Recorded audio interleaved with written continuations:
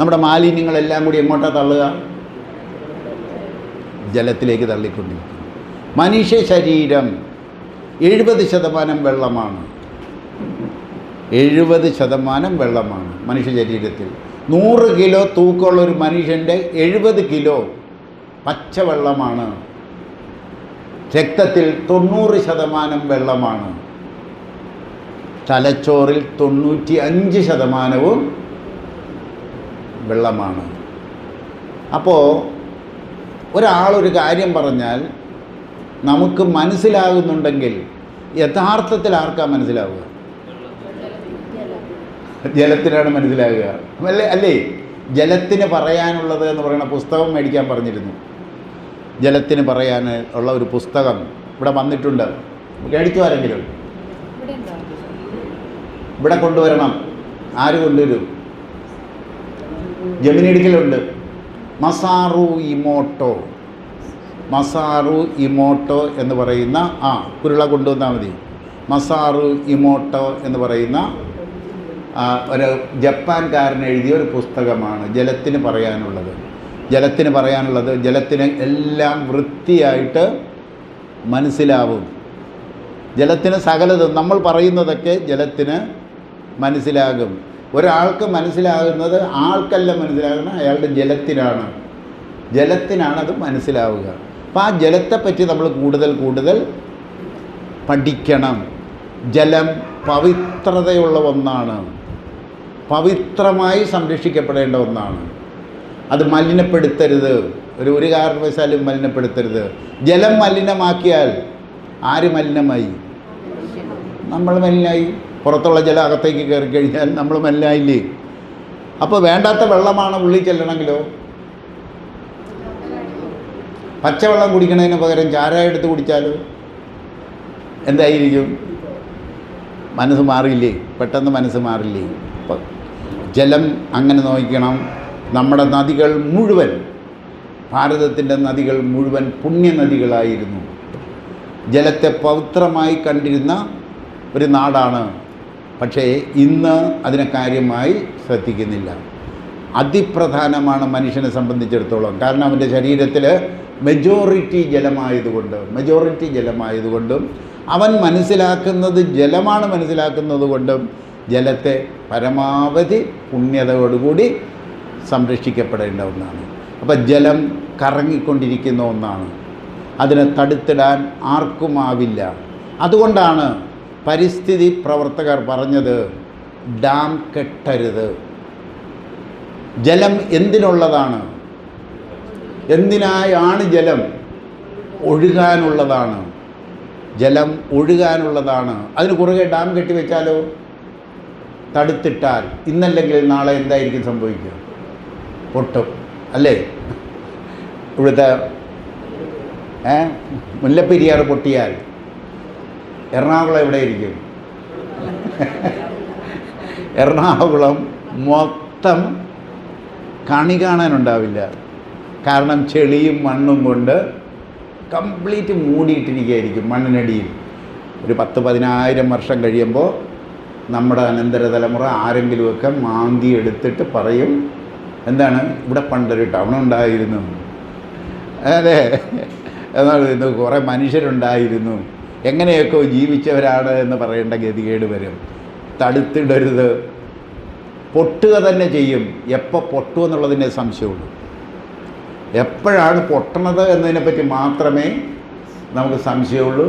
എല്ലാ ഡാമും പൊട്ടും, സകല ഡാമും പൊട്ടും. കാരണം ജലത്തിൻ്റെ നിയമം ജലമൊഴുകാനുള്ളതാണ്, കറങ്ങാനുള്ളതാണ്. അത് കറങ്ങുക തന്നെ ചെയ്യും. അതിനെ തടുത്തിടാമെന്ന് വിചാരിക്കുന്നത് മണ്ടത്തരമാണ്.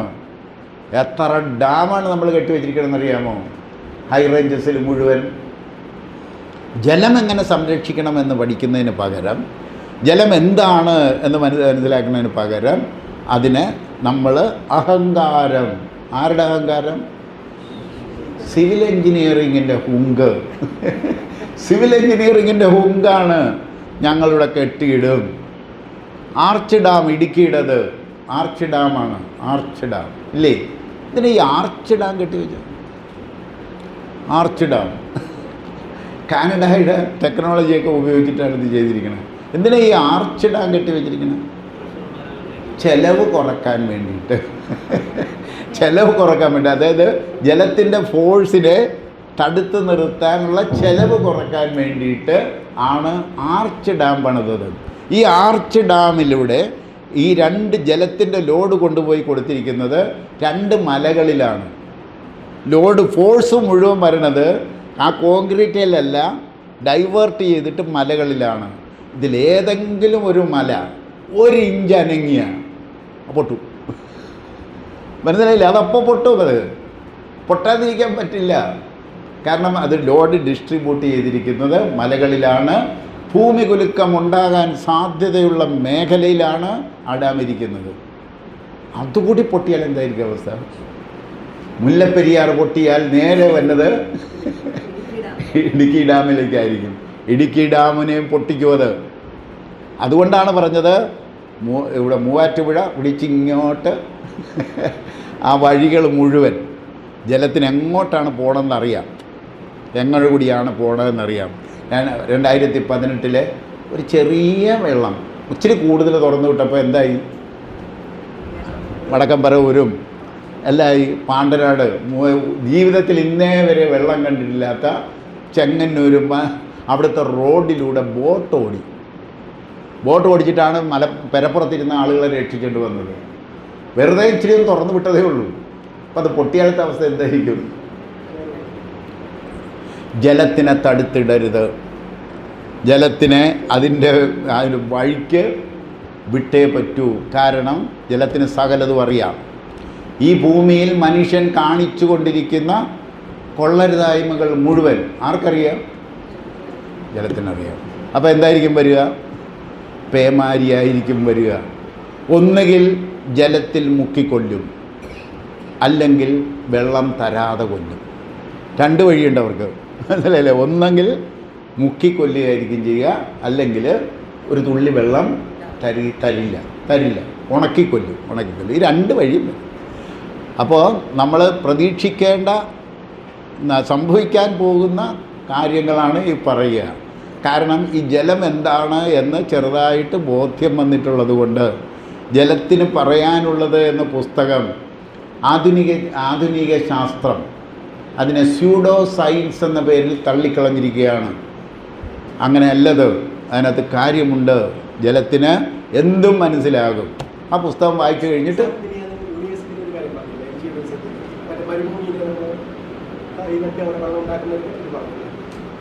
മരുഭൂമിയിൽ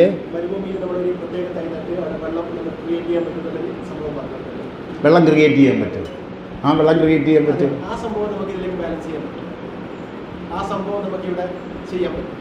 വെള്ളം പിടിച്ചു നിർത്താൻ, മണ്ണിൽ പിടിച്ചു നിർത്താൻ പറ്റും. ഒരുപാട് സസ്യങ്ങളെ ഉപയോഗിച്ചിട്ട് land utilisation, landscaping, land designing, ഈ 3 വഴികളിലൂടെ നമുക്ക് വെള്ളത്തിനെ പിടിച്ചു നിർത്താം. ആവശ്യത്തിന് വെള്ളം എവിടെ വേണേലും ഉണ്ടാക്കുകയും ചെയ്യാം. കാരണം സൂര്യപ്രകാശത്തിൽ നിന്നും പുനരാവിഷ്കരിക്കപ്പെട്ട സൗരോർജ്ജമാണ് ഭക്ഷണം. നമ്മൾ പഠിച്ചതല്ലേ? കൃഷിയിലൂടെ പഠിച്ചതാണ്. കൃഷിയിലൂടെ പഠിക്കും. പുനരാവിഷ്കരിക്കപ്പെട്ട സൗരോർജ്ജമാണ് വെള്ളം. പുനരാവിഷ്കരിക്കപ്പെട്ട സൗരോർജ്ജമാണ് വായു.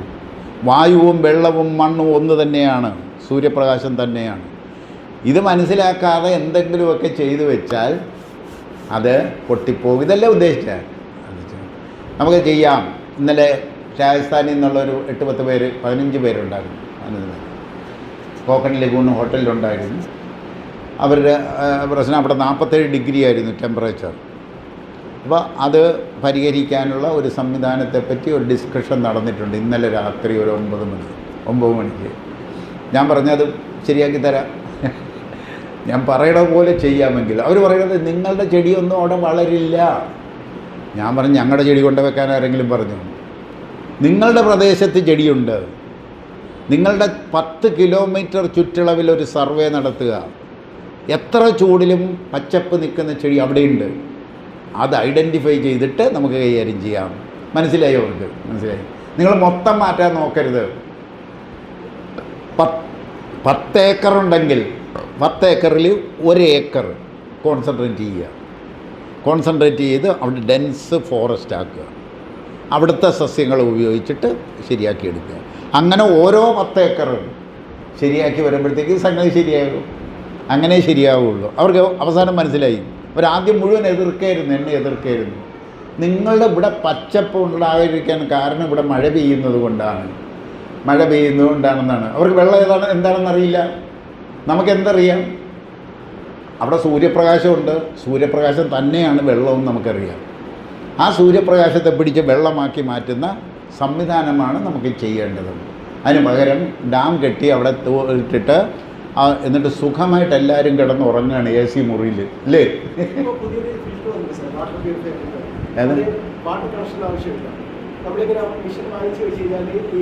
അന്തരീക്ഷത്തിൽ നിന്ന് എടുത്തിട്ട് അന്തരീക്ഷത്തിലെ വാട്ടർ എടുത്തിട്ട് കണ്ടൻസ് ചെയ്ത് വെള്ളമാക്കി തരും. അന്തരീക്ഷത്തിലെടുക്കുക. എല്ലാവരും കൂടി എടുത്താൽ എന്തായിരിക്കും പറ്റുക? എല്ലാവരും കൂടി അന്തരീക്ഷത്തിലെ വെള്ളം എടുത്ത് പിന്നെ അന്തരീക്ഷത്തിലെ ഈർപ്പം എടുത്തിട്ട് ആ തണുപ്പിനെ എടുത്തിട്ട് കണ്ടൻസ് ചെയ്തിട്ട് വെള്ളമാക്കിയാൽ എന്തായിരിക്കും പറ്റുക? കംപ്ലീറ്റ് പോകും. ഇത് ക്രിയേറ്റ് ചെയ്തെടുക്കണം. ഞാനതാണ് നമുക്ക് കുട്ടികൾക്ക് വേണ്ടിയിട്ട് ഒരു അതായത് ഉപകരണങ്ങൾ, പുതിയ കണ്ടുപിടുത്തങ്ങൾ എക്സിബിറ്റ് ചെയ്യാനൊരു സംവിധാനം ഉണ്ടാക്കണം. ആ കുട്ടികളോട് പറയണം, നീ ഇപ്പോൾ സൂര്യപ്രകാശത്തിൽ നിന്നും നീ ഇലക്ട്രിസിറ്റി ഉണ്ടാക്കുന്നുണ്ട്, സൂര്യപ്രകാശത്തിൽ നിന്നും ജലം നീ ഉണ്ടാക്കണം, സൂര്യനിലൂടെ ഒരു സന്ദേശം വരുന്നുണ്ട്, അത് പിടിച്ചെടുത്തിട്ട് മലയാളത്തിലാക്കി ഞങ്ങൾക്ക് തരണം എന്നൊക്കെ പറഞ്ഞാൽ കുട്ടികൾ ചെയ്യും. അതിനുവേണ്ടി കുട്ടികളെ പ്രൊമോട്ട് ചെയ്യണം. ഇതുണ്ട് എന്ന് അവരുടെയൊക്കെ പറയണം. അത് കണ്ടുപിടിക്കാൻ പറയണം. അവരത് കണ്ടുപിടിക്കും. നമ്മളെ കൊണ്ട് പറ്റില്ല. എന്താ കാര്യം? നമ്മൾ മണ്ടന്മാരായി കഴിഞ്ഞു. മനസ്സിലായില്ലേ? വർക്ക് ചെയ്യണില്ല. തല വർക്ക് ചെയ്യണില്ല. ഫങ്ഷൻ ചെയ്യാതെ ഒരു അവയവം എവിടെയെങ്കിലും കുത്തിയിരുന്നാൽ പിന്നെ അതിന് ഒന്നിനും കൊള്ളില്ല. അതുകൊണ്ട് ഈശ്വരൻ തന്നതാണ് ഒരു വലിയ തലച്ചോറ്. ആ തലച്ചോറ് ഉപയോഗിക്കാതെ തിരിച്ചു കൊടുക്കരുത്. തിരിച്ചു കൊടുത്താൽ ഈശ്വരനെ അവഹേളിക്കുന്നതിന് തുല്യമല്ലേ? ഈശ്വരന് വലിയ തലച്ചോറ് തന്നു, നീ ഇത് ഉപയോഗിച്ച് കാര്യമായിട്ട് ജീവിക്കുക എന്ന് പറഞ്ഞിട്ട് അതൊരു തുള്ളി പോലും ഉപയോഗിക്കാതെ തിരിച്ച് ഈശ്വരന് കൊടുക്കുന്ന ജോലി ചെയ്താൽ അത് ഈശ്വരനെ അവഹേളിക്കലായിരിക്കില്ലേ? അതുകൊണ്ട് തന്നെ നാം ബ്രെയിൻ ഫുഡ് ഡെവലപ്പ് ചെയ്യും. തലച്ചോറിന് വേണ്ട ഭക്ഷണം എന്താണ്? ആമാശയം നിറച്ചല്ല. ആമാശയത്തിന് വേണ്ട ഭക്ഷണം നിറച്ച് അവസാനം എന്തായി? ആമാശയം കുടവയറായി നിറച്ചുകൊണ്ടിരിക്കുകയാണ്. അതിന് പകരം തലച്ചോറിന് വല്ലതും കൊടുക്കണ്ടേ? നോക്കാം നമുക്ക് ഇംഗ്ലീഷ് പഠിക്കുമ്പോൾ. അപ്പോൾ 2 സാധനം കറങ്ങണ കണ്ടു. എന്തൊക്കെയാണ്? വായു, വെള്ളം കറങ്ങിക്കൊണ്ടിരിക്കുകയാണ്. അത് ആരുടെ അനുവാദമില്ല, അത് നടന്നുകൊണ്ടിരിക്കും. ജലമാണ് ശിക്ഷ നടപ്പാക്കുന്ന ആളുകൾ. പ്രകൃതി നിയമം തെറ്റിച്ചാൽ ശിക്ഷ നടപ്പാക്കുന്ന ഒന്നാമത്തെ ആരാച്ചാരെന്ന് പറയുന്നത് ജലമാണ്. അതായത് സുനാമി ആയിരിക്കും, മഴയായിരിക്കും, മേഘവിസ്ഫോടനമായിരിക്കും, എന്ത് പരിപാടിയും ശരി, വെള്ളമാണ് ഒന്നാമത്തെ ആരാച്ചാർ. അതായത് പ്രകൃതി നിയമം തെറ്റിച്ചാൽ ശിക്ഷ നടപ്പാക്കുന്ന ആൾ ജലമാണ്. ജലത്തിൻ്റെ ജോലിയാണ് ജലത്തിൽ മുക്കിക്കൊല്ലുക എന്നുള്ളത്. മുക്കിക്കൊല്ലും, അല്ലെങ്കിൽ ജലം തരാതെ കൊല്ലുന്ന ശിക്ഷ നടപ്പാക്കലാണ്. അതായത് നാം ഇന്ന് അനുഭവിക്കുന്ന പ്രകൃതി ദുരന്തങ്ങൾ അത്രയും മനുഷ്യൻ നാളിതുവരെ പ്രകൃതി നടത്തിക്കൂട്ടിയ പ്രകൃതി നിയമ ലംഘനങ്ങളുടെ ആകത്തുകയാണ് ഇന്ന് നമ്മൾ അനുഭവിക്കുന്ന പ്രകൃതി ദുരന്തങ്ങൾ. എന്നിട്ട് പ്രകൃതിയാണ് കുറ്റം പറയുക, പ്രകൃതി നശിപ്പിക്കുന്നു എന്നുള്ളതാണ് നോക്കണം. അല്ല, നാളിതുവരെ നമ്മൾ ചെയ്തു കൂട്ടിയ പ്രകൃതി വിരുദ്ധ നടപടികളുടെ ആകത്തുക കൂടിക്കൂടി വരികയാണത്. ഇപ്പോൾ 2 എണ്ണം കറങ്ങി, സമയമായോ? ബ്രേക്ക് വേണോ? അല്ലെങ്കിൽ ഒരെണ്ണം കൂടി കറക്കിയിട്ട് ബ്രേക്ക് എടുത്താൽ പോരെ? ഒരെണ്ണം കൂടി കറക്കിയിട്ട് പോയി. ഇനി നമുക്ക് ഭൂമി എന്ന് പറയുന്ന സാധനം ഇതെന്തൊക്കെയാണ്? ഇതെന്താ ഈ പറഞ്ഞു വരണേ? പഞ്ചഭൂതങ്ങളെയാണ്. പഞ്ചഭൂതങ്ങൾ വായുവായി, വെള്ളമായി, ഭൂമിയും ഇതേമാതിരി കറങ്ങിക്കൊണ്ടിരിക്കേണ്ട ഒരു സാധനമാണ്. അതായത് ഭൂമി എന്ന് പറഞ്ഞാൽ നമുക്ക് മണ്ണ് വാരിയല്ല തിന്നുക, ഭക്ഷണം. ഭൂമി റെപ്രസെൻ്റ് ചെയ്യുന്നത് നമ്മൾ ഭക്ഷണമാണ്. ഭക്ഷണം നമ്മൾ കഴിക്കും. ഭക്ഷണം കഴിച്ചിട്ട് മലം വെളിയിലേക്ക് കളയും, ഇതല്ലേ? ജലം നമ്മൾ കുടിക്കും. ജലം നമ്മൾ വെളിയിലേക്ക് കളയും. ജലം ഞാൻ വെളിയിലേക്ക് കളയില്ല എന്ന് പറഞ്ഞാൽ എന്താണ്? ജലം ഞാൻ വെളിയിലേക്ക് കളയില്ല, ഞാൻ ബലം പിടിച്ചിരിക്കുകയാണ്, ഞാൻ വെള്ളം കളയില്ല എന്ന് പറഞ്ഞാൽ എന്താണത്? അതാണ് കിഡ്നി രോഗം. മനസ്സിലല്ലേ? കിഡ്നി രോഗം അതാണ്, ചത്തുപോകും. ജലം കയറണത് വെളിയിലേക്ക് പോകണം. അതേമാതിരി തന്നെയാണ് ഞാൻ ഭക്ഷണം അകത്തേക്ക് വിടും. ഭക്ഷണം വിട്ട് കഴിഞ്ഞാൽ അത് പുറത്തേക്ക് അതിനകത്ത് നിന്ന് ഊർജ്ജം എടുത്തിട്ട് അതിൻ്റെ മലം വെളിയിലേക്ക് കളയും. ഞാൻ വെളിയിലേക്ക് കളയുന്ന മലം പ്രകൃതിയിൽ ആർക്കോ വേണം. പ്രകൃതിയിൽ ആർക്കോ വേണം. ഞാൻ പുറത്തേക്ക് കളഞ്ഞ കാർബൺ ഡൈ ഓക്സൈഡ് ആർക്കാ വേണ്ടേ? ചെടികൾക്ക് വേണം. മൂത്രം ആർക്കാ വേണ്ടേ? ചെടികൾക്ക് വേണം. ഞാൻ മലം വെളിയിലേക്ക് കളഞ്ഞു. ആ മലം ആർക്കോ വേണം പ്രകൃതിയിൽ. ആർക്കാണോ വേണ്ടത് അവരിൽ എത്തിക്കുന്നതാണ് ശാസ്ത്രീയമായ കക്കൂസ് എന്ന് പറയുന്നത്.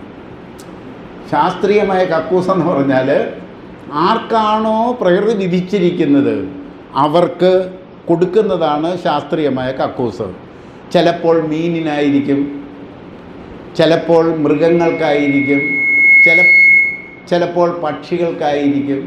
ആർക്കാണോ വേണ്ടത് എന്ന് തിരിച്ചറിഞ്ഞ് അവരിൽ എത്തിക്കുന്നതാണ് ശാസ്ത്രീയമായ കക്കൂസ്. നമ്മളിപ്പോൾ എന്താ ചെയ്തുകൊണ്ടിരിക്കണേ? ഇപ്പം എന്താ ചെയ്തുകൊണ്ടിരിക്കണേ? ഇപ്പോൾ നമ്മൾ എന്താ ചെയ്തുകൊണ്ടിരിക്കണേ?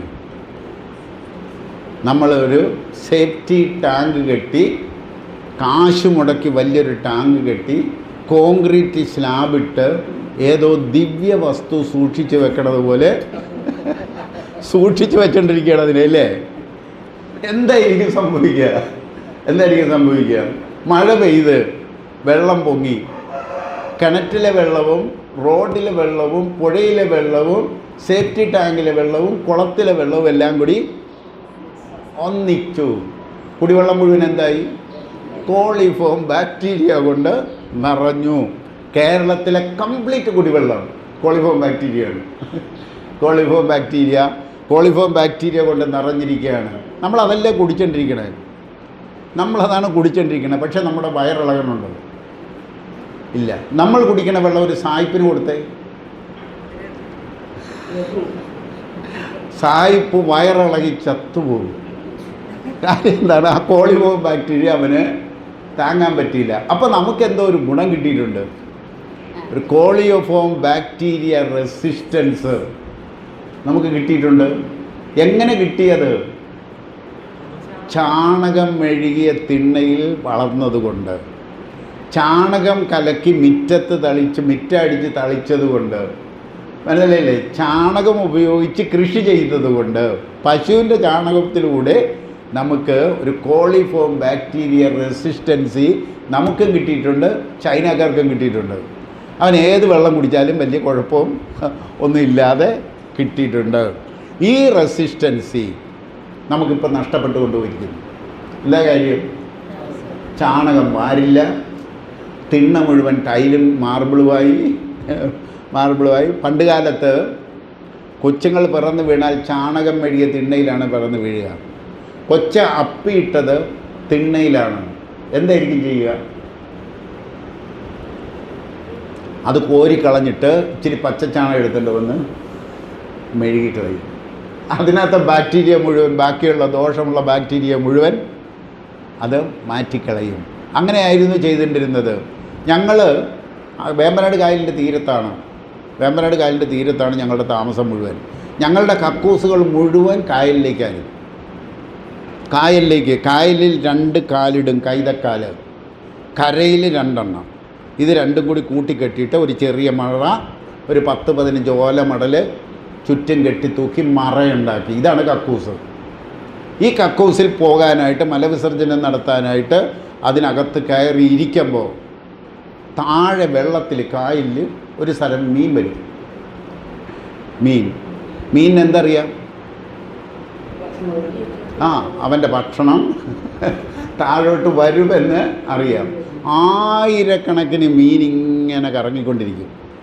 അതിൻ്റെ പേരെന്താണ്? കരിമീനല്ല. കരിമീൻ തരി മാത്രം തിന്നണ ആളാണ്. പരലുമല്ല, കൂരി. കൂരിയാണ്. അതിന് പ്രത്യേക പേരുണ്ട്, തീട്ടക്കൂരി എന്നാണ്. തീട്ടക്കൂരി എന്നാണ്. ആയിരക്കണക്കിന് തീട്ടക്കൂരികൾ ഇങ്ങനെ ഗാലക്സി തിരിയുന്ന പോലെ കറങ്ങിക്കൊണ്ടിരിക്കും. പിന്നെ ഒരു വശത്തോട്ടാണ് എല്ലാവരും കൂടി കറങ്ങിക്കൊണ്ടിരിക്കുക. മലം താഴോട്ട് വീണാൽ എല്ലാവർക്കും കിട്ടില്ല. ഒരു തരി പോലും ഉണ്ടാകുക. പിന്നെ എവിടെയാണ് കോളിഫോം ബാക്ടീരിയ? അത് മത്സ്യത്തിനകത്തേക്ക് ആയിക്കഴിഞ്ഞു. ഒരു സാധനം മിച്ചം ഉണ്ടാവില്ല, എല്ലാവർക്കും കിട്ടില്ല. അപ്പോൾ പിന്നെ അവിടെ മാലിന്യമാവുമോ? എന്നാൽ ഈ കൂരി ആരും തിന്നില്ല. എന്താ അതിൻ്റെ പേരെന്താ? തീട്ടക്കൂരിയാണ്. അതിനാരും പിടിച്ച് തിന്നില്ല. എന്നാൽ കുറച്ചൊന്ന് വലുതായി കഴിയുമ്പോൾ ഇത് ആഴമുള്ള ഏരിയയിൽ കായലിലേക്ക് പോകും. അപ്പോൾ അതിൻ്റെ പേര് വേറെയാണ്, ഏട്ടക്കൂരി എന്നാണ്. ഏട്ടക്കൂരി അതെല്ലാവരും തിന്നും, ഒരു കുഴപ്പമില്ല. ഏട്ടക്കൂരിക്ക് യാതൊരു കുഴപ്പമില്ല. ഉള്ളി തിന്നുമോ? എല്ലാവരും ഉള്ളി തിന്നുമോ? സവോള, ഇതിനൊക്കെ വേണം ഈ മലത്തിൻ്റെ വളം. അതിൻ്റെ വളം വേണം, എങ്കിലേ അത് നന്നായിട്ട് വളർത്തിയെടുക്കാൻ പറ്റും. ഒരു കുഴപ്പമില്ലാതെ നമ്മൾ അത് തിന്നുകൊണ്ടിരിക്കുന്നതാണ്. അതായത് ഇത് ആർക്കാണോ വേണ്ടത് അവരിലെത്തിക്കണം. ഒരു കക്കൂസ് ഡിസൈനിങ് ആണ് പ്രധാനം. നമ്മുടെ മുന്നിൽ നിൽക്കുന്ന ഏറ്റവും വലിയ പ്രധാന പ്രശ്നം ഒരു നല്ല കക്കൂസ് ഡിസൈൻ ചെയ്യണം. ഈ കക്കൂസ് ഡിസൈൻ ചെയ്തിട്ട് പോരെ, അതായത് വീടിൻ്റെ മുറ്റത്ത് ശാസ്ത്രീയമായ ഒരു കക്കൂസ് ഉണ്ടാക്കിയിട്ട് പോരെ ചന്ദ്രനിൽ പോകുന്നത്. പോരെ, ചന്ദ്രനിൽ പോകണതിന് നമ്മളെതിരല്ല, ചന്ദ്രനിൽ പോയിക്കോ. പക്ഷേ വീടിൻ്റെ മുറ്റത്തൊരു കക്കൂസെങ്കിലും ഉണ്ടാക്കാൻ പഠിക്കണ്ടേ? അത് ഇതുവരെ ചെയ്തിട്ടില്ല. ഇത് ആർക്കാണോ വേണ്ടത് എന്ന് മനസ്സിലാക്കി അവരിലേക്ക് എത്തണം. അവരിലേക്ക് എത്തിക്കഴിഞ്ഞാൽ അത് ഭക്ഷണമായിട്ട് തിരിച്ചവൻ കറങ്ങാനുള്ളതാണ്. വായു കറങ്ങിയതുപോലെ, വെള്ളം കറങ്ങിയതുപോലെ നമ്മളുടെ മലമൂത്രങ്ങളും ആ വിസർജ്യങ്ങൾ സസ്യജാലങ്ങൾ എടുത്തിട്ട് കറങ്ങി നമ്മളിലേക്ക് ഭക്ഷണമായിട്ട് വരേണ്ടതാണ്. നമുക്ക് പറ്റുമോ? അത് വാഴയ്ക്ക് കൊണ്ടുപോയി കുറേ മലയിട്ടാൽ ആ വാഴപ്പഴം തിന്നുമോ? ആ വാഴപ്പഴം അറിഞ്ഞാൽ തിന്നാൻ ഇച്ചിരി അറപ്പുണ്ടില്ലേ? ഇതൊരു അറപ്പ് മാത്രമാണ്. ഇത് കറങ്ങിക്കൊണ്ടിരിക്കുന്ന ഒരു സാധനമാണ്, ഒരു കുഴപ്പവും ഇല്ല. അതാണ് ആദ്യം മനസ്സിലാക്കേണ്ടത്. ഈ കാര്യം ഞാൻ എല്ലാ ക്ലാസ്സുകൾക്കും ഇവർക്കൊക്കെ പറഞ്ഞു കൊടുത്ത എല്ലാ വാനപ്രസ്ഥം കോഴ്സുകാരോടും പറയുന്നൊരു കഥയുണ്ട്. കഥയല്ല, നടന്നൊരു സംഭവം. ഹരിപ്പാട് PH സെൻറ്ററിൻ്റെ സേഫ്റ്റി ടാങ്ക് ക്ലീനിങ്ങിന് ടെൻഡർ വിളിച്ചു. അതായത് മല നിറഞ്ഞു, സേഫ്റ്റി ടാങ്കിൽ മല നിറഞ്ഞു, അത് കവിഞ്ഞൊഴുകാൻ തുടങ്ങി. അപ്പോൾ ടെൻഡർ കൊടുത്തു, ടെൻഡർ വിളിച്ചു. അതായത് ഇത് ക്ലീൻ ചെയ്യണം, സേഫ്റ്റി ടാങ്ക് ക്ലീൻ ചെയ്യണം. ടെൻഡറിനെ കണ്ടിട്ട് ആൾക്കാർ ഒരുപാട് പേര് വന്നു. ഒരു കൂട്ടർ വന്നിട്ട് അതിൻ്റെ സ്ലാബ് പകല് ഒന്ന് ചെറുതായിട്ട് തുറന്നു നോക്കി, എത്രമാത്രം അതിനകത്ത് നിറഞ്ഞ് കിടപ്പുണ്ടെന്നറിയാൻ തുറന്നു നോക്കി. അവരത് തുറന്നപ്പോൾ അതിനകത്ത് എന്തോ ഒരു ബഹളം കണ്ടിട്ട് അവരത് അടച്ചു വെച്ചിട്ടുണ്ട്. രാത്രിയാണ് വന്നവർ ക്ലീൻ ചെയ്യണത്. രാത്രി അവർ വന്നു, ആ സ്ലാബ് മാറ്റി.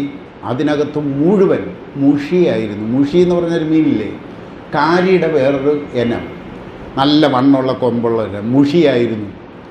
അവർ ഈ മുഷി മുഴുവൻ പിടിച്ചെടുത്തിട്ട് ഒരു തരി മലം അതിനകത്തില്ല. കാരണം ഇതിൻ്റെ ഔട്ട്ലെറ്റ് ഒരു പാടത്തേക്കായിരുന്നു. ആ കുഴലിലൂടെ മുഷി മുഴുവൻ ഇതിനകത്ത് സേഫ്റ്റി ടാങ്കിനകത്ത് കയറി സുഭിക്ഷമായിട്ട് ഭക്ഷണം അവർക്ക് കിട്ടി. അവരതിനകത്ത് പെറ്റ് പെരുകി അതിനകത്ത് നിൽക്കുക. ഈ മുഷിയെ മുഴുവൻ എടുത്തിട്ട് നങ്ങ്യാറുകുളങ്ങര കവല, അവിടുന്ന് മാവേലിക്കര, അങ്ങനെ ചെങ്ങന്നൂർ വരെ വിറ്റു. സാധനം വിറ്റവരെ കൊണ്ടുവന്ന് വിറ്റു. ആളുകളെല്ലാം മേടിച്ച് തിന്നിട്ട് പറഞ്ഞത് എന്താണെന്നറിയാമോ? നല്ല സ്വാദുള്ളൊരു മീൻ, ഇതുപോലൊരു സ്വാദുള്ള മീൻ ഇന്നേ വരെ കഴിച്ചിട്ടില്ല എന്നൊക്കെ പറഞ്ഞ് സന്തോഷിച്ച് അങ്ങനെ ഇരിക്കണത്. ഒരാഴ്ച കഴിഞ്ഞപ്പോഴാണ് പത്രക്കാർ ഇതറിഞ്ഞത്. പത്രക്കാരൊരു ന്യൂസ് ഇട്ടു. അതായത് ഹരിപ്പാട്ട് ആശുപത്രിയിലെ സെപ്റ്റി ടാങ്ക് ക്ലീൻ ചെയ്തെന്നും അതിൽ മുഴുവൻ മത്സ്യമായിരുന്നെന്നും അത് പിടിച്ചെന്നും കൊടുത്തെന്നും അറിഞ്ഞു. തിന്നവരൊക്കെ എന്താ സംഭവിച്ചത്? അന്ന് ഛർദ്ദിച്ചവരുണ്ട്, ഒരാഴ്ച കഴിഞ്ഞ് ഛർദ്ദിച്ചവരുണ്ട്. ഇതിനൊരു കുഴപ്പമില്ല, സ്വാദ് കൂടത്തേ ഉള്ളൂ, അതല്ലേ? ഒരു കുഴപ്പവും അതിനകത്ത് മലമൊന്നും ഉണ്ടാവില്ല. മലത്തിനകത്ത് സാരാംശം മുഴുവൻ അത് സ്വീകരിച്ചിട്ട് മനുഷ്യൻ്റെ ഭക്ഷണമാക്കി മാറ്റുവത്. മനുഷ്യൻ്റെ മലവും മൂത്രവും കൃഷിയിൽ വരാതെ മനുഷ്യൻ്റെ ന്യൂട്രീഷണൽ ഡെഫിഷ്യൻസി പരിഹരിക്കപ്പെടില്ല ഒരിക്കലും. അതൊരു ഇക്കോളജി തത്വമാണ്. ഇത് കമ്പോസ്റ്റാക്കി ഒരു ദോഷവുമില്ലാത്ത വളമാക്കി, മണമില്ലാത്ത വളമാക്കി, ദോഷമുള്ള ബാക്ടീരിയ ഇല്ലാത്ത വളമാക്കി സസ്യജാലങ്ങൾക്ക് മുഴുവൻ കൊടുക്കണം. കാരണം നമ്മുടെ മാലിന്യങ്ങൾ മുഴുവൻ തിന്നേണ്ടത് സസ്യജാലങ്ങളാണ്. ഡയറക്റ്റ് കൊടുക്കാം. ചൈനക്കാർ ഡയറക്റ്റ് കൊടുക്കും. അത് കാരണമാണ് 3 ഇരട്ടി വിളവാണ്. നമ്മൾ നെല്ലുൽപ്പാദിപ്പിക്കുന്നതിനേക്കാളും 3 ഇരട്ടി ചൈനക്കാർ ഉൽപ്പാദിപ്പിക്കും. കാരണം എന്താ? അവർ കോരിക്കൊണ്ടുപോയി നെൽപ്പാടത്തിടണേ അവർക്കൊരു അറപ്പുമില്ല. അത് കൊയ്യുന്നതിനോ ഇറങ്ങി നിൽക്കുന്നതിനോ ഒന്നും അവർക്ക് അറപ്പില്ല. നമുക്ക് ഒരു അവേർഷനുണ്ട്.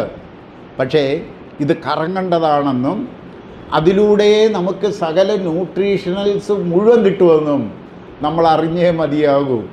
അതുകൊണ്ടാണ് നമ്മൾ ചെയ്യേണ്ടത്, ഒരു പുത്തൻ കക്കൂസ് ഡിസൈൻ ചെയ്ത് മലങ്ങളെ മുഴുവൻ മൂത്രത്തെയും അതിൻ്റെ മാലിന്യമല്ല എന്ന് തോന്നുന്ന വിധത്തിൽ കമ്പോസ്റ്റാക്കി ചെടികൾക്ക് കൊടുത്ത് ആ ചെടികളിലൂടെ ഉണ്ടാകുന്ന വാഴപ്പഴവും കപ്പയും കാച്ചിലും ചേനയും ചേമ്പും ഒക്കെ തിരിച്ച് കറങ്ങി നമ്മളിലേക്ക് വരേണ്ടതാണ്. കറങ്ങേണ്ട ഒന്നാണ്. ഒരിടത്ത് കൊണ്ട് സൂക്ഷിച്ച് വെച്ചാൽ എന്തായിരിക്കും സംഭവിക്കുക?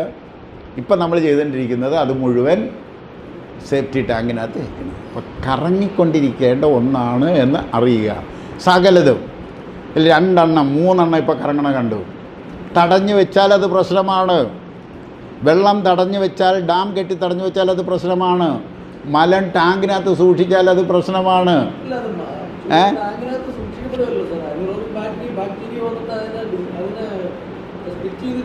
അതെ, അതിനകത്ത് ഇപ്പോൾ കോളിഫോം ബാക്ടീരിയ നിറയില്ലേ?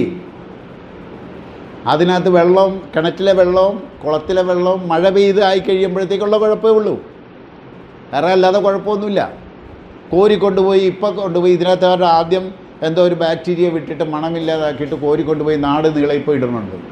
അത് നല്ല കാര്യമാണ്. ഏതെങ്കിലുമൊക്കെ ചെടിക്ക് കിട്ടിയിട്ട് കറങ്ങി തിരിഞ്ഞ് വരുന്നു. അപ്പോൾ അതായത് മലം അപ്പോൾ തന്നെ കമ്പോസ്റ്റാക്കി മാറ്റാൻ പറ്റുമോ? ചാണകത്തിലെ ബാക്ടീരിയയാണ്.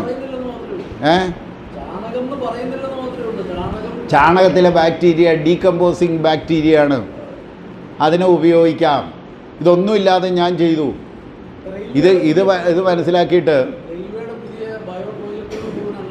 ബയോ ടോയ്ലറ്റുകൾ മുഴുവൻ അങ്ങനെയാണ് ഒഴിച്ചു കൊടുക്കണം. ഇതൊന്നുമില്ലാതെ നമുക്ക് ചെയ്യാം. ഞാൻ ചെയ്തു എൻ്റെ വീട്ടിൽ. ആ വീട്ടിൽ ഉമിക്കരിക്കകത്തോട്ട് മലവും മൂത്രവും വീണാൽ അത് കമ്പോസ്റ്റ് ആയിക്കോളും. ഉമിക്കരി ആക്ടിവേറ്റഡ് കാർബണാണ്. അതിനകത്തേക്ക് കൊടുക്കാം. അത് കഴിഞ്ഞാൽ കൊണ്ടുപോയി ചെടിക്ക് കൊണ്ടിടാം. ആ രീതിയിലുള്ളൊരു കക്കൂസ് ഡിസൈൻ ചെയ്തുകൊണ്ടിരിക്കുകയാണ്. ആദ്യം ഒരെണ്ണം ചെയ്തു, 70,000 രൂപ മുടക്കി, പരാജയപ്പെട്ടു പോയി. അടുത്തത് ചെയ്തുകൊണ്ടിരിക്കുകയാണ്. അടുത്തത് ചെയ്ത് കഴിയുമ്പോൾ എല്ലാ വീട്ടിലും വെക്കാവുന്ന രീതിയിൽ ഭംഗിയുള്ള, എന്നാൽ മലവും മൂത്രവും ഉമിക്കരിക്കകത്ത് ആക്ടിവേറ്റഡ് കാർബണാണ്. ഉമിക്കരിക്കകത്ത് വീഴും. അതെടുത്ത് കൊണ്ടുപോയി ചെടികൾക്കിടാം. ആ രീതിയിൽ ഒരെണ്ണം നമ്മൾ ചെയ്തുകൊണ്ടിരിക്കുകയാണ്. എല്ലാ കരികളും ആക്ടിവേറ്റഡ് കാർബണാണ്. അതിൻ്റെ പ്രത്യേകത എന്താ? കരികളില്ലേ, നമ്മൾ ബാഡ് സ്മെല്ല് മാറ്റാനായിട്ട് എന്താ ഉപയോഗിക്കുക? കരിയല്ലേ ഉപയോഗിക്കുക. ജലം ശുദ്ധീകരിക്കാൻ ഉപയോഗിക്കുന്ന കരി ഏതാണ്? ചിരട്ടക്കരിയാണ് ഉപയോഗിക്കുക. ചിരട്ടക്കരിയാണ് ഉപയോഗിക്കുക. ചിരട്ട കത്തിച്ച കരി, നല്ല കരിയാണത്. അഗ്നി. ഞാൻ ബാഹ്യപ്രകൃതിയിൽ നിന്നും ഒരു ചൂട് എൻ്റെ ആന്തരിക പ്രകൃതിയിലേക്ക് എടുക്കുന്നുണ്ട്. ഞാനൊരു ചൂട് വെളിയിലേക്ക് കൊടുക്കുന്നുണ്ട്. അതാണ് ഒരു 50 പേര് ഒരുമിച്ചൊരു മുറിക്കകത്തിരുന്നാൽ എന്തായിരിക്കും സംഭവിക്കുക? കുറച്ച് കഴിയുമ്പോൾ ചൂട് ഫീൽ ചെയ്യില്ലേ? നമ്മളൊരു ചൂട് ജനറേറ്റ് ചെയ്യുന്നുണ്ട്, പുറത്തേക്ക് വിടുന്നുണ്ട്. നമ്മളൊരു ചൂട് വേണം. തണുപ്പുള്ളപ്പോൾ നമുക്കൊരു ചൂട് വേണം, വേണ്ടേ? പോയി അടുപ്പിൻ്റെ അടുക്കെ പോയി ഇരുന്നിട്ട് ചൂട് കൊള്ളേണ്ടി വരും. അതായത് ഒരു ചൂടിനെ ഞാൻ ആഗിരണം ചെയ്യുന്നുണ്ട്, ഒരു ചൂട് വെളിയിലേക്ക് വിടുന്നുണ്ട്. അപ്പോൾ അത് കൊടുക്കൽ വാങ്ങൽ നടക്കുന്നുണ്ട് സകലർക്കും. ഇപ്പോൾ ചില ജീവികളെല്ലാവരും കൂടി ഒരുമിച്ച് കെട്ടിപ്പിടിച്ച് കിടക്കില്ലേ? ചൂട് വരുമ്പോൾ ഉരുണ്ടുകൂടി കിടക്കും. അതായത് ചൂട് പരസ്പരം കൊടുക്കാൻ വേണ്ടിയിട്ടാണ്. അപ്പം ഞാൻ എടുക്കുകയും ചെയ്യും, കൊടുക്കുകയും ചെയ്യും. അഗ്നിയും കറങ്ങുന്ന ഒന്നാണെന്ന് മനസ്സിലാക്കിക്കൊള്ളുക. കുറച്ചുകൂടി കഴിയുമ്പോഴേ അത് എന്നതാണെന്ന് പിടികിട്ടുള്ളൂ. അഗ്നിയും കറങ്ങുന്ന ഒന്നാണ്. ശബ്ദം, അടുത്ത ശബ്ദവും കറങ്ങിക്കൊണ്ടിരിക്കുന്ന ഒന്നാണ്. എൻ്റെ ഉള്ളിലേക്കൊരു ശബ്ദം കയറും, ആ ശബ്ദം ഞാൻ റീപ്രൊഡ്യൂസ് ചെയ്യും, തിരിച്ചു കൊടുക്കും. ജന്മന കാത് കേൾക്കാൻ പാടില്ലാത്ത ഒരു കുട്ടി സംസാരിക്കില്ല. ജന്മന കാത് കേട്ടുകൂടാ ഒരു കുട്ടിയാണെങ്കിൽ ആ കുട്ടിക്ക് സംസാരിക്കാൻ പറ്റില്ല. അതിൻ്റെ കാരണം എന്താ? ശബ്ദം കഴിക്കേണ്ടത് കാത് കൊണ്ടാണ്. ശബ്ദം നമ്മൾ കഴിക്കുന്നത് കാത് കൊണ്ടാണ്. ആ കാത് ഇല്ല, വർക്ക് ചെയ്യണില്ല. അതുകൊണ്ട് അതിന് ശബ്ദം കിട്ടുന്നില്ല. അതുകൊണ്ട് തന്നെ ആ ശബ്ദം പുറത്തേക്ക് വിടാൻ പറ്റില്ല. അപ്പോൾ ഈ പഞ്ചഭൂതങ്ങൾ 5ഉം കറങ്ങിക്കൊണ്ടിരിക്കുന്നതാണ് എന്ന് നമ്മൾ ആദ്യം മനസ്സിലാക്കുക. അതാണ് ഒരു കൊടുക്കൽ വാങ്ങൽ പ്രക്രിയ. ആന്തരിക പ്രകൃതിയും ബാഹ്യപ്രകൃതിയും തമ്മിലുള്ള കൊടുക്കൽ വാങ്ങൽ പ്രക്രിയ നടക്കുന്നത് പഞ്ചഭൂതങ്ങൾ 5ഉമാണ് ഈ കൊടുക്കുകയും വാങ്ങുകയും ചെയ്യുന്നത്. കൊടുക്കുകയും വാങ്ങുകയും ചെയ്തുകൊണ്ടേയിരിക്കുകയാണ്. 5 ഭൂതങ്ങൾ കൊണ്ടാണ് നമ്മുടെ ശരീരം സൃഷ്ടിച്ചിരിക്കുന്നത്. അത് കൊടുക്കുകയും വാങ്ങുകയും ചെയ്തുകൊണ്ടേയിരിക്കുന്നു. സപ്പോസ് ഈ കൊടുക്കൽ വാങ്ങൽ പ്രക്രിയ പൂർണ്ണമായും നിലച്ചുപോയി എന്നിരിക്കട്ടെ, എന്താണ് അതിൻ്റെ പേര്? എൻ്റെ പേരെന്താണ്? അതായത് ആന്തരിക പ്രകൃതിയും ബാഹ്യപ്രകൃതിയും തമ്മിലുള്ള കൊടുക്കൽ വാങ്ങൽ പ്രക്രിയ പൂർണ്ണമായും നിലച്ചുപോയി. അതിൻ്റെ പേരാണ് മരണം എന്ന് നമ്മൾ പേരിട്ട് വിളിക്കണം. അതാണ് മരണം. അതായത് ആന്തരിക പ്രകൃതിയും ബാഹ്യപ്രകൃതിയും തമ്മിലുള്ള കൊടുക്കൽ വാങ്ങൽ പ്രക്രിയ എന്തൊക്കെയോ കാരണം കൊണ്ട് പൂർണ്ണമായും നിലച്ചുപോയി. അതിൻ്റെ പേരാണ് മരണം. മരണം സംഭവിച്ചു കഴിഞ്ഞാൽ പിന്നെ ഈ ആന്തരിക പ്രകൃതിക്ക് എന്തായിരിക്കും സംഭവിക്കുക? എന്ത് സംഭവിക്കും? നിലനിൽപ്പുണ്ടോ? പിന്നെ നിലനിൽപ്പില്ല. എൻ്റെ ചൂട് ഞാൻ അപ്പം തന്നെ ബാഹ്യപ്രകൃതിക്ക് വിട്ടുകൊടുക്കും. മരിച്ച ഒരു ശരീരം തൊട്ട് നോക്കിയാൽ എന്തായിരിക്കും? തണുപ്പായിരിക്കും. കാരണം എന്താണ്? അഗ്നി ഞാൻ വിട്ടുകൊടുത്തു. ആർക്ക്? ബാഹ്യപ്രകൃതിക്ക് വിട്ടുകൊടുത്തു. വായു ഇല്ല, വായു എടുക്കണില്ല. ഇനി എൻ്റെ ശരീരത്തിൽ ഞാൻ ശേഖരിച്ച വെള്ളത്തിന് എന്ത് സംഭവിക്കും? മണിക്കൂറുകൾ കഴിയുമ്പോൾ ഈ ശരീരത്തിൽ നിന്നും ഇത് ഒഴുകി പുറത്തു വന്ന് ആ വെള്ളം ബാഹ്യപ്രകൃതിയിൽ ചേരും. ഇല്ലേ? ചേരും. ബാക്കിയുള്ളതെല്ലാം ഭൂമിയിൽ നിന്നും എടുത്തതോ വിഘാടകരെത്തി, ബാക്ടീരിയ പോലെയുള്ള ജീവികളെത്തിയിട്ട് വിഘടിപ്പിച്ചിട്ട് മണ്ണിലേക്ക് ചേർത്തു.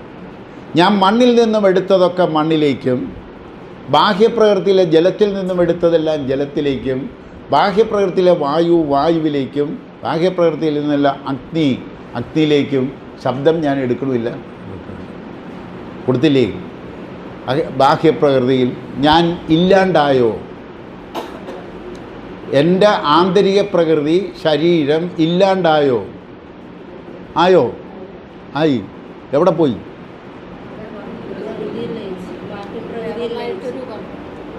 ആന്തരിക പ്രകൃതി ഇല്ലാണ്ടാകണുണ്ടോ? എന്ത് സംഭവിക്കുന്നു? അത് ബാഹ്യപ്രകൃതിയിൽ പോയി വിലയം പ്രാപിക്കും. ഇല്ലാണ്ടാവില്ല നമ്മൾ, മനസ്സിലായില്ലേ? ഇല്ലാണ്ടാവണില്ല. ഒരുമിപ്പിച്ച് നിർത്തിയ ഒരു സംവിധാനം മാത്രമാണ് നഷ്ടപ്പെട്ടത്. നഷ്ടപ്പെട്ട് കഴിഞ്ഞാൽ ഞാൻ ഇല്ലാണ്ടാകുന്നില്ല, ബാഹ്യപ്രകൃതിയിൽ പോയി അതങ്ങനെ നിൽപ്പുണ്ട്. അതവിടെ വെറുതെ നിൽക്കുമോ? അത് വേറൊരാളിലേക്ക് കയറും. അതെല്ലാം വേറെ ഒരാളിലേക്ക് കയറിക്കൊണ്ടേയിരിക്കും. അത് പുതിയതായിട്ട് ജനിച്ചുകൊണ്ടേയിരിക്കും. പിടികിട്ടിയല്ലോ?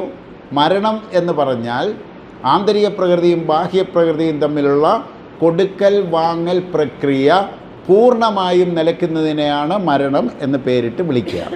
മരണം സംഭവിച്ചു കഴിഞ്ഞാൽ ഒരു ആന്തരിക പ്രകൃതിക്കും, മരത്തിനായാലും ശരി, മരണം സംഭവിച്ചു കഴിഞ്ഞാൽ പിന്നെ അതിന് നിലനിൽപ്പില്ല. വിഘടിച്ച് അതാതിടങ്ങളിൽ പോയി വിലയം പ്രാപിച്ച് അങ്ങനെ നിൽക്കുകയാണ് ചെയ്യുക. അപ്പോൾ മരണം സംഭവിച്ചു കഴിഞ്ഞാൽ പൂർണ്ണമായും ഒരു ആന്തരിക പ്രകൃതി ബാഹ്യപ്രകൃതിയിൽ പോയി വിലയം പ്രാപിക്കുമെങ്കിൽ ജീവിച്ചിരിക്കുന്ന ഈ ഓരോ നിമിഷവും എന്താണ് സംഭവിക്കുന്നത്? മരിക്കുമ്പോൾ നമ്മൾ പൂർണ്ണമായും പോയി ബാഹ്യപ്രകൃതിയിൽ വിലയം പ്രാപിക്കുമെങ്കിൽ ജീവിച്ചിരിക്കുന്ന ഈ ഓരോ നിമിഷവും എന്താണ് ഇവിടെ സംഭവിച്ചുകൊണ്ടിരിക്കുന്നത്? ഇതിലാണ് പ്രസക്തി. ഇതിൻ്റെയാണ് പ്രസക്തി. ജീവിച്ചിരിക്കുമ്പോൾ എന്താ സംഭവിക്കുക? ആരെടുക്കുന്നു? ആന്തരിക പ്രകൃതി എടുക്കുന്നു, കൊടുക്കുകയും ചെയ്യുന്നു. അതല്ലേ? അപ്പോൾ എന്താണ് യഥാർത്ഥത്തിൽ സംഭവിക്കുക? ഓരോ ആന്തരിക പ്രകൃതിയും എന്തായിത്തീരും? ബാഹ്യപ്രകൃതി ആകുകയും ബാഹ്യപ്രകൃതി ആന്തരിക പ്രകൃതി ആകുകയും ചെയ്തുകൊണ്ടിരിക്കുന്നു. ഓക്കെ, സമ്മതിച്ചോ? അങ്ങനെയാണെങ്കിൽ ഞാൻ ആരായും? ഞാൻ നിങ്ങളാകുകയും നിങ്ങൾ ഞാനാകുകയും ചെയ്തുകൊണ്ടിരിക്കുകയല്ലേ? അന്യനിമിഷം ഇത് നടന്നുകൊണ്ടിരിക്കുകയല്ലേ? അന്യനിമിഷം നടന്നുകൊണ്ടിരിക്കുകയാണ്. ഞാൻ നിങ്ങളാകുകയും നിങ്ങൾ ഞാനാകുകയും ചെയ്തുകൊണ്ടേയിരിക്കുന്നു, മാറിക്കൊണ്ടിരിക്കുന്നു. നമ്മളൊക്കെ മരങ്ങളാകുകയും മരങ്ങളൊക്കെ നമ്മളാകുകയും ചെയ്തുകൊണ്ടിരിക്കുന്നു. നമ്മളൊക്കെ മണ്ണാകുകയും മണ്ണ് നമ്മളാകുകയും ചെയ്തുകൊണ്ടേയിരിക്കുന്നു. ഇങ്ങനെ ചെയ്തുകൊണ്ടിരിക്കുന്നതിൽ, മാറിക്കൊണ്ടിരിക്കുന്നതിൽ നമ്മൾ നിരന്തരം മാറിക്കൊണ്ടിരിക്കുന്നു. മനസ്സിലായല്ലോ? അങ്ങനെയാണെങ്കിൽ ഈ ഭൂമിയിൽ ആകെ മൊത്തം എത്ര മനുഷ്യരുണ്ട്? ആകെ മൊത്തം എത്ര മനുഷ്യരുണ്ട്? ഒരാളേ ഉള്ളൂ. അങ്ങനെയാണെങ്കിൽ ഈ ഭൂമിയിലുള്ള മനുഷ്യർ നന്നാകണമെന്നുണ്ടെങ്കിൽ ആര് നന്നായാൽ മതി? ആ ഒരാൾ നന്നായാൽ മതി. അതാരാണ്? നമ്മൾ ഓരോരുത്തരും നന്നാകുക. നമ്മൾ പറയണത് എന്താ? അവൻ അങ്ങനെ കാണിച്ചു ഇങ്ങനെ കാണിച്ചെന്നാണ് പറയുന്നത്. അവനല്ല പ്രശ്നം, അതല്ലേ? ഒറ്റ മനുഷ്യനെ ഉള്ളൂ ഈ ഭൂമിയിൽ. എൻ്റെ സ്റ്റുഡൻസ് മുഴുവൻ സമ്മതിച്ചു കഴിഞ്ഞിരിക്കുന്നു. ഇതുവരെ ഉണ്ടായിരുന്ന എല്ലാ സ്റ്റുഡൻസും സമ്മതിച്ചു കഴിഞ്ഞിരിക്കുന്നു. ഈ ഭൂമിയിൽ ആകെ മൊത്തം ഒരാളേ ഉള്ളൂ. ഈ ഭൂമി നന്നാകണമെന്നുണ്ടെങ്കിൽ ആ ഒരാൾ നന്നായാൽ മതി. അത് നാം ഓരോരുത്തരുമാണ്. അല്ലാതെ മറ്റുള്ള ചുറ്റുപാട് എന്ത് ചെയ്യുന്നു എന്നതിനെപ്പറ്റി ചിന്തിക്കരുത്. മാറ്റം വേണമെന്നുണ്ടെങ്കിൽ മാറ്റം അവനവനിൽ തുടങ്ങുക. അതാണ് ഇക്കോളജി പറയുക. തിങ്ക് ഗ്ലോബലി, ആക്ട് ലോക്കലി എന്ന് പറഞ്ഞാൽ മാറ്റം അവനവനിൽ തന്നെ തുടങ്ങണം. അവനവനിൽ മാറ്റം തുടങ്ങണം. മറ്റുള്ളവർ മാറുമോ ഇല്ലേ എന്നുള്ളതൊന്നും നോക്കരുത്. നോക്കാതെ നമ്മൾ തന്നെ മാറിക്കൊണ്ടിരിക്കുക. ഇപ്പോൾ ഒരു പുഴയ്ക്ക് കുറുകെ ഒരു കലിങ്കുണ്ട്. കലിങ്കല്ല, ഒരു പാലമുണ്ട്. ആ പാലത്തിൽ കയറി നിന്ന് നമ്മൾ താഴോട്ട് നോക്കിയാൽ എന്ത് കാണാം? ഒരു പുഴയുണ്ട്. ആ പുഴയ്ക്ക് മേലെ ഒരു പാലമുണ്ട്. ആ പാലത്തിന് മേളിൽ കയറി നിന്ന് നോക്കിയാൽ നമുക്ക് എന്ത് കാണാം? പുഴ കാണാം, ഇല്ലേ? പുഴ കാണാം. ആ പുഴയിലെ വെള്ളമോ സെയിമാണോ? നിങ്ങൾ കണ്ട സമയത്തെ വെള്ളമാണോ പിന്നീടുള്ളത്? പുഴ എപ്പോഴും അവിടെ ഉണ്ട്. പക്ഷെ പുഴയിലെ വെള്ളമോ മാറിക്കൊണ്ടേയിരിക്കുന്നു. നമ്മൾ ഓരോരുത്തരും പുഴകളാണ്. പഞ്ചഭൂതങ്ങൾ 5 നമ്മളിലേക്ക് കയറുകയും പുറത്തോട്ട് പോവുകയും ചെയ്തുകൊണ്ടേയിരിക്കുന്നു. പക്ഷേ നമ്മളവിടെ ഉണ്ട്. മാറ്റത്തിന് വിധേയമായിക്കൊണ്ട് നമ്മളവിടെ നിൽക്കുന്നു. ഇതാണ് നമ്മൾ മനസ്സിലാക്കേണ്ടത്. കോളേജ് പഠിപ്പിക്കുന്ന സാധനം ഇതാണ്. നമ്മൾ അനുനിമിഷം മാറിക്കൊണ്ടിരിക്കുന്ന ഒരാളാണ്, ഒരു ജീവിയാണ്. അനുനിമിഷം. അങ്ങനെയാണെങ്കിൽ ഈ ജീവിയുടെ രോഗങ്ങൾ മാറ്റാൻ എന്ത് ചെയ്താൽ മതി? ഉള്ളിലേക്ക് കൊടുക്കുന്ന പഞ്ചഭൂതങ്ങൾ 5ഉം വിധിച്ചതാക്കിയാൽ മതി. ഇന്ന രോഗമെന്നില്ല. മനസ്സിലായില്ലേ? രോഗമെന്നില്ല. പ്രകൃതി എന്താണോ വിധിച്ചത് അത് 5ഉം നമ്മൾക്ക് കൊടുക്കാൻ കഴിഞ്ഞാൽ നമ്മളുടെ ശരീരം തെളിമയോടെ ഒഴുകും. തെളിഞ്ഞ ഒരു പുഴ ഒഴുകുന്നത് പോലെ ഒഴുകും. അല്ലെങ്കിലോ നമ്മളുടെ പുഴ എന്താകും? കലങ്ങി മറിഞ്ഞൊഴുകും. മനസ്സിലായില്ല? അതാണ് രോഗം. നമ്മുടെ പുഴകൾ കലങ്ങി മറിഞ്ഞൊഴുകുന്നു. അതാണ് നമുക്ക് രോഗമായിട്ട് ഫീൽ ചെയ്യുന്നത്. അപ്പം നമ്മൾ എന്തിനാണ് ശ്രദ്ധിക്കേണ്ടേ? അങ്ങോട്ട് കൊടുക്കുന്നതിനെ ശ്രദ്ധിക്കുക. പിടികിട്ടിയല്ലോ? പിടികിട്ടി. അങ്ങോട്ട് കൊടുക്കുന്നത്, ഉള്ളിൽ എന്ത് കയറി എന്നുള്ളതിനെ പറ്റി ചിന്തിക്കേണ്ട. ഇനി അങ്ങോട്ട് വിടുന്നത്, ഇന്ന് മുതൽ അങ്ങോട്ട് എന്ത് കൊടുക്കണം, പ്രകൃതി എന്താണ് അങ്ങോട്ട് കൊടുക്കാൻ പറഞ്ഞിരിക്കുന്നത്, 5 എണ്ണവും കൊടുക്കുന്നത് കറക്റ്റാക്കണം. 5 എണ്ണം അത് നമ്മൾ പഠിക്കും. ആരോഗ്യം പഠിക്കുമ്പോഴത്തേക്ക് പഠിക്കും. ഇപ്പം നമ്മൾ അങ്ങോട്ടും ഇങ്ങോട്ടും മാറിക്കൊണ്ടിരിക്കുന്നു. ഓക്കെ ആണല്ലോ? അങ്ങനെയാണെങ്കിൽ അയലന്തരത്തുകാരൊക്കെ ആരാകും? അയലന്തരത്തുകാർ, നമ്മുടെ 4 അയലന്തരത്തുള്ളവരാരാകും? നമ്മളാകുകയും നമ്മൾ അയൽക്കാരാകുകയും ചെയ്യില്ലേ? ഇന്ത്യക്കാരൊക്കെ ആരാകും? പാകിസ്ഥാൻകാരാകുകയും പാകിസ്ഥാൻകാരൊക്കെ ആരാകും?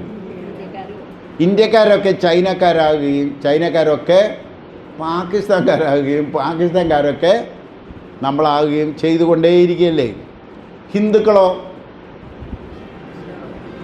ഹിന്ദുക്കളൊക്കെ ആരാകും?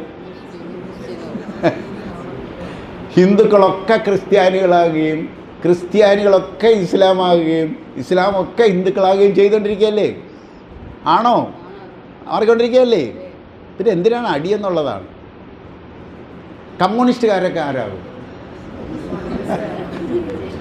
കമ്മ്യൂണിസ്റ്റുകാർ ഭയങ്കര വാശിയാണ്. കമ്മ്യൂണിസ്റ്റുകാരൊക്കെ ഭയങ്കര വാശിയായിട്ടിരിക്കുക. കമ്മ്യൂണിസ്റ്റുകാരൊക്കെ ആരാകുന്നുണ്ട്? കോൺഗ്രസ്സുകാരാകുക. അതുണ്ടല്ലേ, ഇപ്പം കണ്ടില്ലേ, രണ്ടും കൂടി ഒരുമിച്ചില്ലേ? അതൊരു കാര്യം. കമ്മ്യൂണിസ്റ്റുകാരൊക്കെ കോൺഗ്രസ്സുകാരാകുകയും കോൺഗ്രസ്സുകാരൊക്കെ BJPക്കാരാകുകയും BJPക്കാരൊക്കെ വേറുള്ള രാഷ്ട്രീയ പാർട്ടിക്കാരാകുകയും അങ്ങോട്ടും ഇങ്ങോട്ടും തർക്കമാണ്, അടിയാണ്. രാജ്യങ്ങൾ തമ്മിലും രാജ്യത്തിനുള്ളിൽ മതങ്ങൾ തമ്മിലും മതങ്ങൾക്കുള്ളിൽ മനുഷ്യർ തമ്മിലും ഇങ്ങനെ അടിച്ചുകൊണ്ടിരിക്കുക. എന്തിനാണ് ഈ അടിയെന്നാണ് ഈ കോളേജ് ചോദിക്കണേ. നീ ഒന്നാണ്. സകല ജീവജാലങ്ങളും സസ്യജാലങ്ങളും എല്ലാം ഒന്നാണ്, അല്ലാതെ വേറെ മാറിയിട്ടില്ല എന്നാണ് ഈ കോളേജ് പഠിപ്പിക്കുക. ഇതല്ലേ ഭാരതത്തിൽ ആദ്യം പഠിപ്പിച്ചിരുന്ന സാധനം. അതായത് നമ്മളുടെ ആദി മാതാവും ആദി പിതാവും, അവരിൽ നിന്നാണ് എല്ലാം എവല്യൂട്ട് ചെയ്ത് വന്നത്. അങ്ങനെയാണെങ്കിൽ നമ്മളെല്ലാവരും ആരാണ്? സഹോദര സഹോദരിമാരാണ്. മൃഗങ്ങളും നമ്മളും തമ്മിലോ സഹോദരന്മാരും സഹോദരിമാരും. ഈ ഒരു യാഥാർത്ഥ്യം മനസ്സിലാക്കി കൊടുക്കാനുള്ള ഒരു വിദ്യാഭ്യാസം ഇല്ലാത്തതല്ലേ നമ്മുടെ പ്രശ്നം? അല്ലേ? ഈ ഒരു യാഥാർത്ഥ്യം മനുഷ്യരെ ബോധ്യപ്പെടുത്തി കൊടുക്കണം. അങ്ങനെ ഉണ്ടെങ്കിൽ ആരെങ്കിലും മറ്റൊരാൾ കഴിക്കുന്ന ഭക്ഷണത്തിൽ വിഷം ഇടുവോ? മായം ചേർക്കുവോ? മായം ചേർക്കേണ്ട കാര്യമില്ലല്ലോ. കാരണം എന്താണ്? അവനിലേക്ക് തന്നെ ഇടുക. വേറൊരുത്തനാ കഴിച്ച പക്ഷെ കറങ്ങി തിരിഞ്ഞ് ആരുടെ ഉള്ളിലേക്ക് വരും? മനുഷ്യരുടെ വിചാരം തെങ്ങിന് മണ്ടരിക്കടിക്കണ തെങ്ങിൻ്റെ മണ്ടയിലാണെന്നാണ്. പക്ഷേ അവിടെ ഇടണ വിഷം എങ്ങോട്ട് വരും? നമ്മളിലേക്ക് വരും, അല്ലേ? നമ്മളിലേക്ക് തന്നെ തിരിച്ചു വരും. ഹൈ റേഞ്ചിലിട്ടാലോ? എറണാകുളംകാരാണ്, ഇവിടെയും ആരും വിഷം ഇടില്ല. പക്ഷേ എറണാകുളംകാർ തന്നെ മേടിച്ച തേയിലത്തോട്ടത്തിൽ അവർ തന്നെ ഇടും വിഷം. എന്താ വിചാരം? തേയിലത്തോട്ടത്തിലും ഏലത്തോട്ടത്തിലുമാണ് വിഷം ഇട്ടത്, ഞങ്ങളുടെ നാട്ടിലെങ്ങും ഇട്ടില്ല. കറങ്ങി തിരിഞ്ഞ് പുഴയിലൂടെ വരും, പുഴയിലൂടെ ഒഴുകി വേമ്പനാട് കായലിൽ വരും, വേമ്പനാട് കായലിലെ മത്സ്യത്തിലും കക്കയിറച്ചിയിലും വരും. അത് ഞാൻ മേടിച്ച് തിന്നും, നമ്മളിലേക്ക് എത്തും. ഈ ഭൂമിയിൽ എവിടെ ഒരു തരി വിഷം ഇട്ടാലും അത് കറങ്ങി തിരിഞ്ഞ് മനുഷ്യൻ്റെ ഉള്ളിലേക്ക് വരും. കാരണം ആന്തരിക പ്രകൃതിയും ബാഹ്യ പ്രകൃതിയും തമ്മിൽ അനുനിമിഷം അങ്ങോട്ടും ഇങ്ങോട്ടും മാറിക്കൊണ്ടിരിക്കുകയാണ്.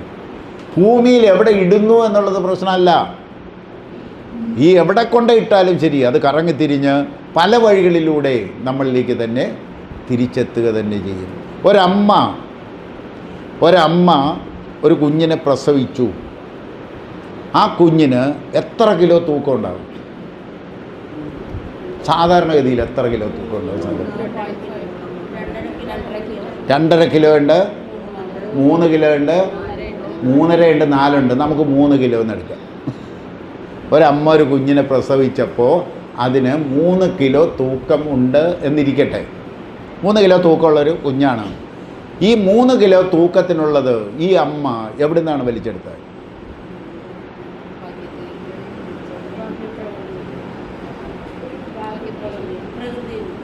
ബാഹ്യപ്രകൃതിയിൽ നിന്ന് കുഞ്ഞ് ശ്വസിച്ചോ? അമ്മയിൽ നിന്നല്ലേ എടുത്തേ? അമ്മയിൽ നിന്നല്ലേ സകലതും വലിച്ചെടുത്തേ?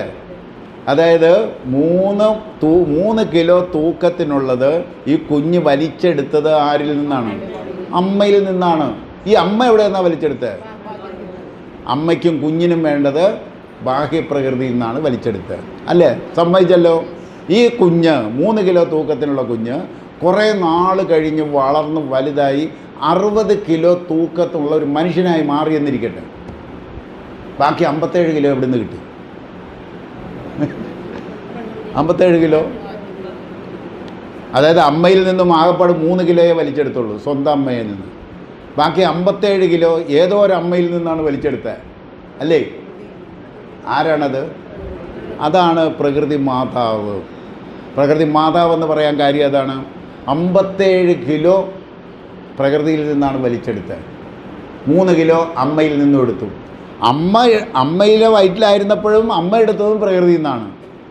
അപ്പം കംപ്ലീറ്റ് ആയിട്ട് പ്രകൃതിയിൽ നിന്നാണ് വലിച്ചെടുത്തത്. ഇന്ന് ആ ബാഹ്യപ്രകൃതിയായ പ്രകൃതി മാതാവ് ധർമ്മസങ്കടത്തിലാണ്. എന്താ കാര്യം? ആ അമ്മയെ, പോറ്റമ്മയാണത്, ആ പോറ്റമ്മയെ എന്ത് സംഭവിക്കുന്നു എന്ന് ചിന്തിക്കണ പോലുമില്ല. നശിപ്പിക്കുകയല്ലേ? അതായത് കൂടുതൽ തൂക്കം നമുക്ക് തന്ന അമ്മയെ, പോറ്റമ്മയെ ആയ പ്രകൃതിയെ സ്വന്തം മക്കൾ തന്നെ നശിപ്പിച്ചു കൊണ്ടിരിക്കുന്നു. അനന്തരഫലം എന്തായിരിക്കും? അനന്തരഫലം എന്തായിരിക്കും? നമ്മൾ നശിക്കുന്നതിന് മുമ്പ് എന്തായിരിക്കും ചെയ്യുക? സ്വന്തം അമ്മയ്ക്കിട്ട് പണി നടക്കണില്ലേ ഇപ്പോൾ? അതുതന്നെ കാര്യം. ആദ്യം തുടങ്ങുന്നത് പോറ്റമ്മയോടാണ്, പിന്നെ പെറ്റമ്മയോട്, പിന്നെ സർവനാശം. ഇതാണ് നമ്മൾ ചെയ്തുകൊണ്ടിരിക്കണേ. അപ്പം ഇതിനൊരു തിരുത്തൽ വേണമെന്നുണ്ടെങ്കിൽ അത് അമ്മയാണെന്നറിയണ്ടേ? ഇത് വേണമെന്നറിയണ്ടേ? ഈ പോറ്റമ്മയുടെ ദേഹം മുഴുവൻ, മണ്ണിൽ മുഴുവൻ വിഷം അടിച്ചു കഴിഞ്ഞാൽ ആ വിഷം എവിടെ ആയിരിക്കും വരിക?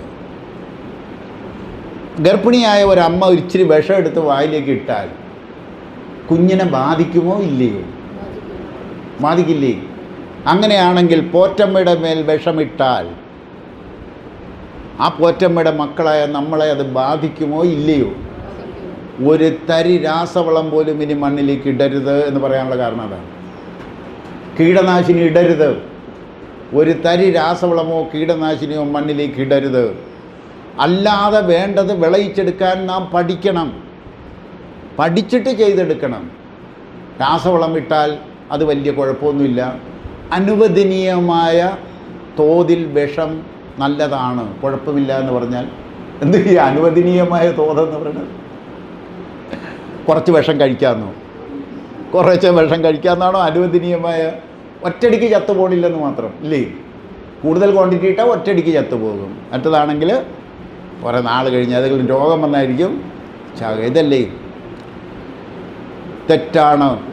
ആധുനിക കൃഷിശാസ്ത്രം മുന്നോട്ട് വയ്ക്കുന്ന സകല വഴികളും തെറ്റാണ്. അശാസ്ത്രീയമാണത്, അശാസ്ത്രീയം. മനുഷ്യന് വിഷം ആക്കി കൊടുക്കുന്ന, ഭക്ഷണമുണ്ടാക്കുന്ന ഒരു കൃഷിയെ ശാസ്ത്രീയ കൃഷി എന്ന് വിളിക്കാൻ പറ്റുമോ?